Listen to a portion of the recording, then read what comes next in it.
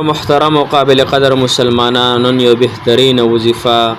د هر رنګ حاجت د فاره د هر رنګ مشکل د فاره دا وظیفه داسې وظیفه یا عزیز یا حمید محترم او ډیره طاقتوره ده او عزیز نوم دا د رب العالمین نوم دی او حمید نوم هم د هغه رب نوم دی کوم رب چې موتا پیدا کړی او زموږ ستاسو حاجت روا دی زموږ ستاسو مشکل کشا دی محترمو. حجاج بن یوسف تاسو پیژنئ چې دا یو داسې حکمران تیر شوی محترمو چې ډیر زیات دل الله تعالی طاقت ورکړو ډیر جلال الله تعالی ورکړو خو دوی وی چې یو کس دی او دا به زه هغه یعنی قتلوم به دا به زه ختموم خو کله چې د هغه مخې ته پیښ شو محترمو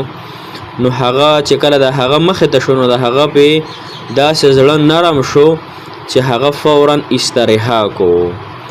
نو علماء ذکر کړي چې کوم انسان هم دا وظیفه کوي د هر رنګ ظالم نه الله تعالی د نجات ورکوي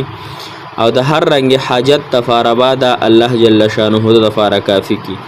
دا وظیفه ډیره اسانه هم ده او ډیره یعنی فتادات کې هم کم ده چې یو سو پیری وي یعنی تعداد ده نو تاسو به ان شاء الله الله تعالی حاجت هم پوره کی او د هر ظالم مخ کې به الله تعالی تاسو د هغه په زړه کې محبت اچوي هغه به تاسو سره مینه کوي هغه به تاسو له درکوي یعنی چې هغه نه تاسو څه طلب کوئ هغه څومره هم سخت انسان وي کو هغه هر رنګ وي نو محترم هغه به الله تعالی د هغه زړه نرم کوي. نو کو څوک د رشتو د فارزي رشتای نه کیږي یا څوک د چا مینه وي هغه وطن ورکول کیږي یعنی هغه پلار داسې یو جابر وي مور یو داسې جابر وي شیطانت پکې کوي هر رنګ معاملې راځي په کورونو کې نو د هغې دپاره دا وظیفه ډېره زیاته بهترینه ده انشاءالله دا وکئ او تاسو بیا د دې وظیفې برکات ووینئ د دې وظیفې هغه کرشمه ووینئ چې دا ستاسو څنګه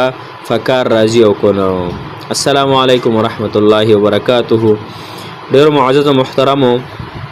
قابل قدر مسلمانان رونو خیان او هغه مسافر کم چې بهر وطنونو کې ژوند کوي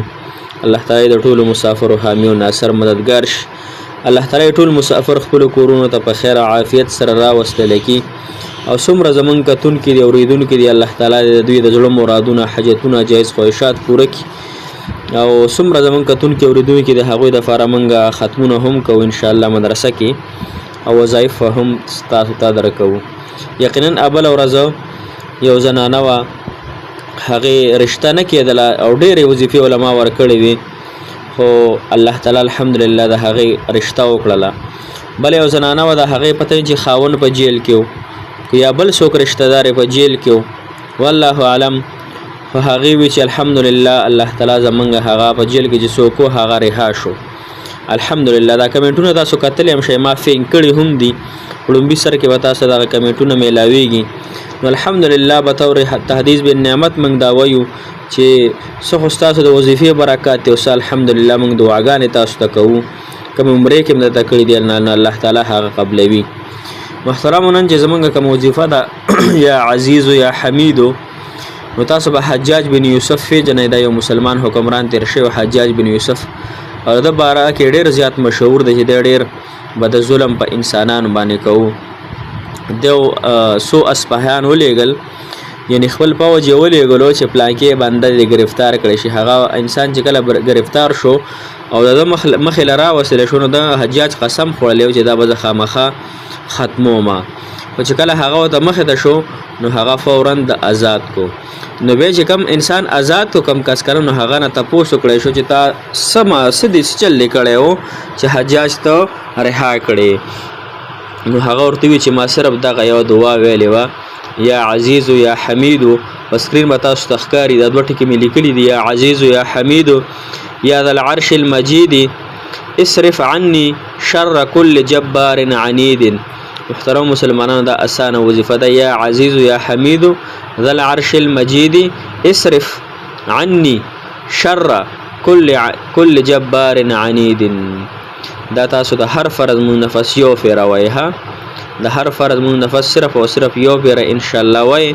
او کله چې مخله ورځي نو خیر دی به وکړته وای او کوای چې حاجات هم الله تعالی پوره شي او بیا دعا غواړئ نو 314 پیری وایي کو 314 ډېرې وي نو 101 پیری وایي کو 101 پیر هم نشئ ویلی نو 21 مرتبه یې ووایئ او بیا د الله تعالی نه په ډېر محبت سره په عشق سره او په ډېر انکسارۍ عاجزۍ سره او ځان غریب او عاجزه ګڼل چونکې موږ هم عاجزه یو غریبانان یو د الله تعالی غلامان یو فقیران یو محتاج یو الله تعالی ته نو ان شاء الله دغه طریقې سره ځان محتاج وګڼئ او الله تعالی نه وغواړئ او څه چې غواړئ هغه به راته ان شاء الله میلاویږي الله جل شانه مو د زړه تمام حاجتونه تمام ضرورت تمام جایز خواهشات د خپل هغه در نه پوره کا کم در چې ډېر لوی دی مو هم تاسو ته ډېرې دعاګانې کوو مدرسه کې هم او جومات کې هم هسې چې فرض مونځ کوم تاسو راته رایاد شئ یقینا کو تاسو ته دروغ وایم نو تاسو ته دعا وکړو چې الله زموږ د کتونکو اوریدونکو حاجتونه پوره کړي تاسو به ډېر وظایف کوئ د ډېرو خلکو د ډېرو مولیانو صاحبانو هغوی شاید چې مسلمانانو ته به دعاګانې کوي خو زه راته ډېرې دعاګانې کوم په دې وجه زه مسلمان یم زه یم چې زما مسلمانانو ته خوشحالي میلاو شي مسلمانان الله تعالی کامیاب او